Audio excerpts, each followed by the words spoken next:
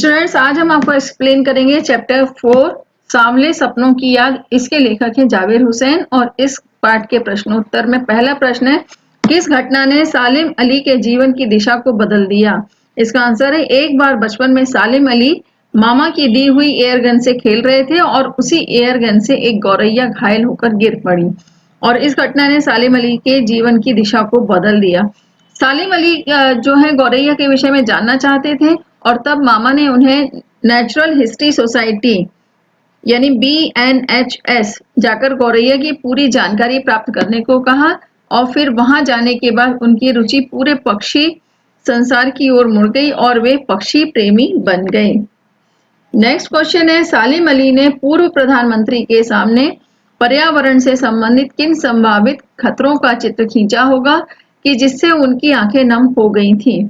इसका आंसर है, सालिम अली ने पूर्व प्रधानमंत्री श्री चौधरी चरण सिंह के सामने केरल की साइलेंट वैली में पर्यावरण संबंधी खतरों की बात उठाई, शायद उठाई होगी और उससे होने वाली जो क्षति है यानी जो नुकसान है उससे अवगत कराया होगा। उस समय केरल पर रेगिस्तानी हवा के गर्म झोंकों का खतरा मंडरा रहा था, यानी बहुत गर्मी होती थी जिससे वहां का पर्यावरण दूषित हो रहा था और दोनों जमीन से जुड़े इंसान थे, यानी बहुत अच्छी तरह से काम करने वाले दोनों ही जानते थे कि पशु पक्षी और मनुष्य के जीवन का क्या महत्व है, तो इसलिए उन्हें वातावरण की सुरक्षा का पूरा ध्यान था और पर्यावरण के दूषित होने के खतरे के बारे में सालिम अली की चिंता देखकर उनकी आंखें नम हो गईं।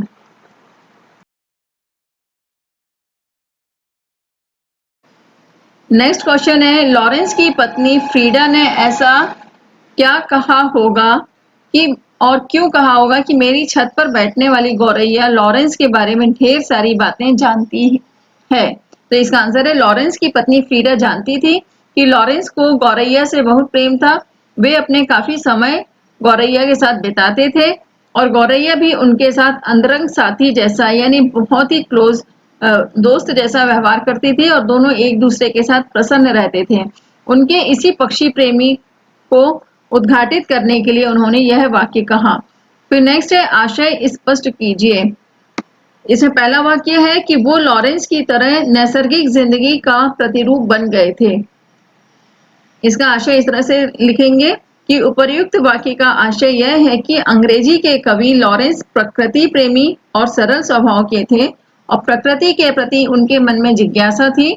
उनका अधिकांश समय प्रकृति के सानिध्य में बीतता था और उन्हीं की भांति सालिम अली भी स्वयं को प्रकृति के लिए समर्पित कर चुके थे। सालिम अली का व्यक्तित्व भी प्रकृति की तरह सहज, सरल और निश्चल हो चुका था। नेक्स्ट है, कोई अपने जिस्म की हरारत और दिल की धड़कन देकर भी उसे लौटाना चाहे तो वह पक्षी अपने सपनों के गीत दोबारा कैसे गा सकेगा? उपर्युक्त पंक्ति का आशय यह है और इसके माध्यम से लेखक यह कहना चाहते हैं कि सालिम अली की मृत्यु के बाद वैसा प्रकृति प्रेमी और कोई नहीं हो सकता। सालिम अली रूपी पक्षी मौत की गोद में सो चुका है। अतः अब अगर कोई अपने दिल की धड़कन और अपने शरीर की हलचल उसके शरीर में डाल भी दे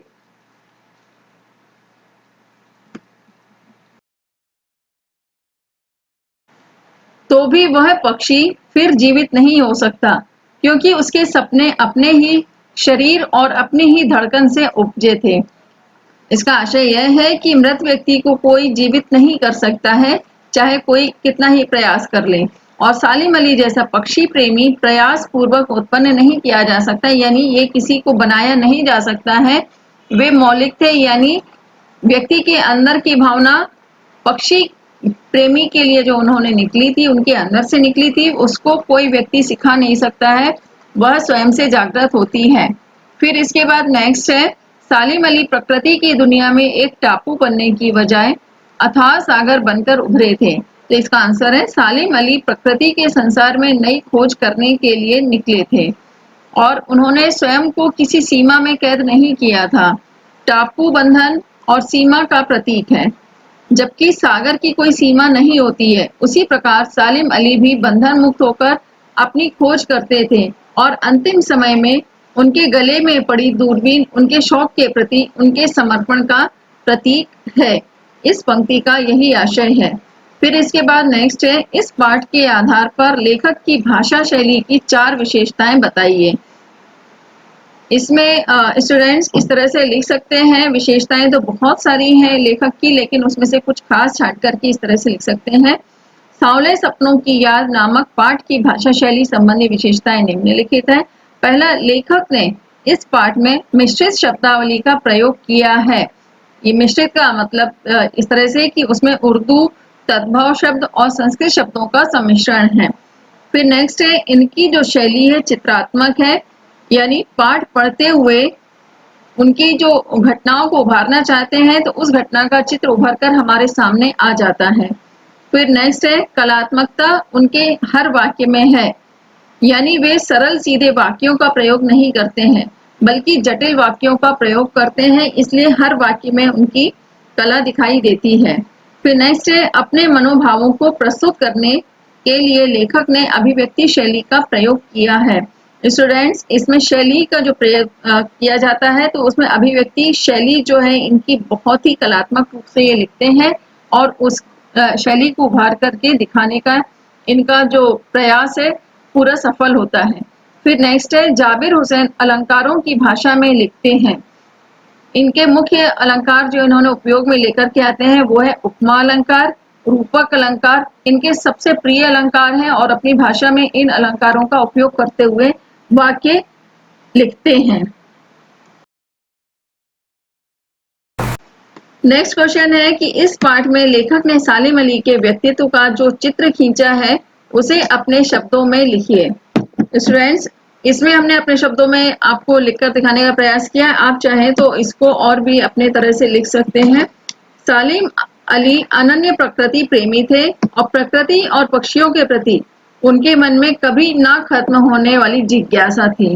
वो हमेशा एक्साइटेड रहते थे, उत्साहित रहते, जिज्ञासु रहते थे। जितना अधिक वो पक्षियों को जानने का प्रयास करते थे, गहराई में जाते थे और भी अधिक जानने का उनका मन करता था। और लेखक के शब्दों में उनके जैसा वर्ड वाचर शायद ही कोई हुआ हो। स्टूडेंट से बहुत ही अच्छे शब्दों का इन्होंने इस्तेमाल किया है लेखक ने यहाँ कि वर्ड वाचर। और उनका स्वभाव भ्रमणशील था, लंबी यात्राओं ने उनके शरीर को कमजोर कर दिया था और व्यवहार में वे सरल, सीधे और स्पष्टवादी थे।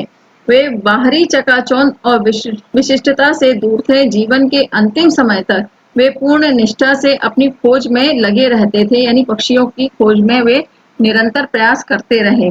फिर नेक्स्ट है, सांवले सपनों की याद शीर्षक की सार्थकता पर टिप्पणी लिखिए। स्टूडेंट्स, इसमें इस तरह से लिखेंगे कि सांवले सपनों की याद एक रहस्यात्मक शीर्षक है और यह रचना लेखक जाबिर हुसैन द्वारा अपने मित्र सालिम अली की याद में लिखा गया संस्मरण है। सालिम अली की मृत्यु से उत्पन्न दुख और अवसाद, अवसाद यानी डिप्रेशन होता है स्टूडेंट, निराशा जब मन में भर जाती है उसको अवसाद बोलते हैं। तो अवसाद को लेखक ने सांवले सपनों की याद के रूप में व्यक्त किया है। सांवले सपने मनमोहक इच्छाओं के प्रतीक है। सालिम अली जीवन भर सुनहरे पक्षियों की दुनिया में खोए रहे, वे उनकी सुरक्षा और खोज के सपनों में खोए रहते थे। इसलिए आज जब सालिम अली नहीं रहे हैं तो लेखक को उन सांवले सपनों की याद आती है जो सालिम अली की आंखों में बसते थे। नेक्स्ट क्वेश्चन है, रचना की अभिव्यक्ति में प्रस्तुत पाठ सालिम अली की पर्यावरण के प्रति चिंता को भी व्यक्त करता है। पर्यावरण को बचाने के लिए आप किस प्रकार का योगदान दे सकते हैं? स्टूडेंट्स, इसमें हम अपने विचार लिख रहे हैं और आप अपने विचार भी लिख सकते हैं कि पर्यावरण को बचाने के लिए हम निम्नलिखित योगदान दे सकते हैं। पहला है कि हमें पेड़ों की कटाई को रोकना आवश्यक होगा और वायु को शुद्ध करने के लिए अधिक से अधिक पेड़ पौधे लगाने चाहिए और प्लास्टिक से बनी वस्तुओं का हमें कम से कम प्रयोग करना होगा जो कि पर्यावरण के सबसे ज्यादा नुकसानदायक होते हैं। और जल को प्रदूषित नहीं होने देना चाहिए, चाहे वो नदी का हो या तालाबों का, कुएं का, कोई भी जो पानी है उसे हमें दूषित होने से बचाना चाहिए।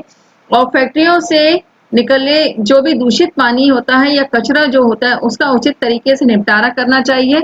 उसका बहाव जो है नदी तालाब में नहीं करना चाहिए और उसका धुआं जो है अधिक से अधिक जो है उसको रोकने का प्रयास करना चाहिए। और सामाजिक उत्सवों से उत्पन्न होने वाली तेज आवाज को रोककर हम ध्वनि प्रदूषण को भी रोक सकते हैं। स्टूडेंट्स, इसमें आप और भी अपने पॉइंट्स लिख सकते हैं जो आपके दिमाग में आते हैं, आपके विचार और भी इसमें आप व्यक्त कर सकते हैं।